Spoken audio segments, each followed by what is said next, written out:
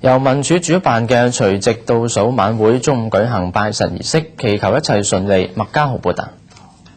民署管委會主席譚偉文、澳廣市行政總裁江豪生主持咗拜神儀式。現場所見，舞台以及音響等設施已經準備就緒。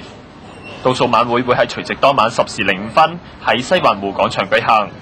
主辦單位將會邀請本澳、香港、內地以及台灣歌手同埋表演團體參與演出。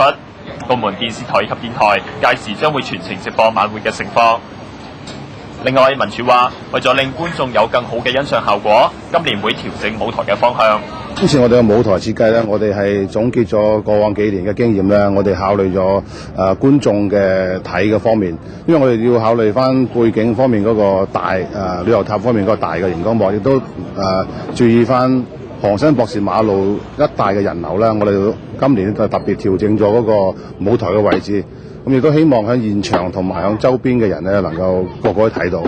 馬錦強話：今年控制人流嘅部署同以往一樣，都會以市民嘅安全為主要嘅考慮因素。